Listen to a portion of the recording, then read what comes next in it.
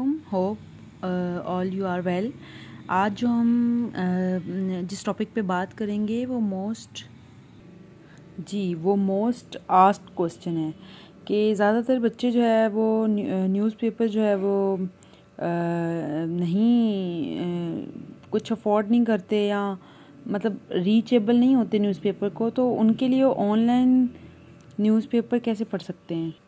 तो आज हम इसी पे बात करेंगे। सबसे पहले आप गूगल खोलें और गूगल खोल के यहाँ पे आप सर्च करें। ठीक है, ये डॉन मेरा पहले ही है, इस डॉन को जो है वो ओपन करें।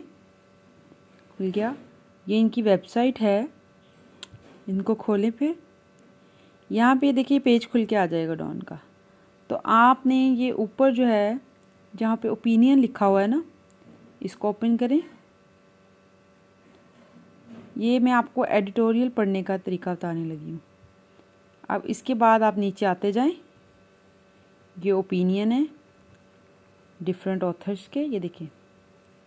अब जो भी आपको पढ़ना है, सॉरी ये ओपिनियंस है और ये एडिटोरियल्स है।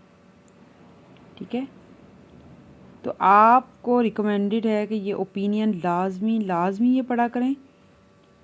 ये आपकी जो है एनालिटिकल स्किल्स जो है ना, ये आपकी बहुत ज़्यादा इम्प्रूव करता है। तो इसमें आप ये भी कर सकते हैं कि इसको सुन भी सकते हैं। ठीक है, यहाँ से आप अगर मोबाइल में हैं या आप एयरपोर्ट्स हैं, आपने हेडफोन्स लगाए हुए हैं, तो आप यहाँ से इसको सुन सकते हैं।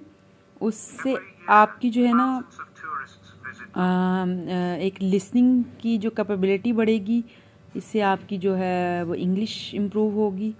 और इसके अलावा जो है ये आपको बहुत ही बेनिफिशियल है। इसको पढ़ना बेस्ट है। वोकैब में जो डिफ़िकल्ट लग रहा है वर्ड, उसकी एक यहाँ पे ना आप अलग से वो खोल सकते हैं। यहाँ पे एक दूसरी खोलें, यहाँ पे आप कोई भी आपको सपोज यहाँ पे वर्ड मुश्किल लग रहा है तो उसका मीनिंग देखें। फिर दोबारा इस पे जाएं, इसको खोलें, फिर पढ़ें जहाँ पे मुश्किल लग रहा है। आप यहाँ ऐसे भी कर सकते हैं या नोट डाउन अलग से वर्ड करें और जो डिफ़िकल्ट है उनको अलग से लिख के एक रजिस्टर में वोकेबलरी रजिस्टर बनाएं। उन पे जो जो डिफ़िकल्ट लग रहे हैं वर्ड उनको लिख लें। लिखने के बाद उनके मीनिंग्स गूगल से सर्च करके लिखें, उन मीनिंग्स को याद करें। उसके बाद फिर आप दोबारा से इसको रीड आउट करें।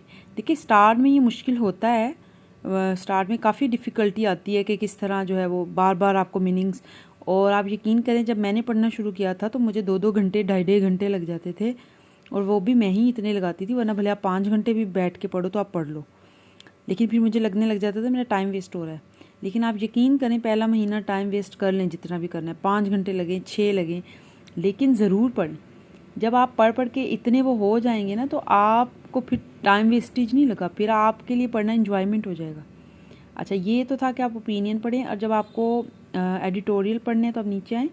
एडिटोरियल जो है वो एज़ कम्पेयर टू ओपिनियन बहुत छोटा होता है, और इस एडिटोरियल को भी यही करें आप। ये तो हर कोई रिकमेंड करता है, इसको सुन लें, सुनना है। उसके बाद आप इसको यूँ करें कि इसके डिफ़िकल्ट वर्ड्स अलग वोकैब बैंक बनाएं, रजिस्टर पे लिख लें, उनको लिख के याद करें। उसके बाद फिर आप दोबारा इसको रीड डाउन करें।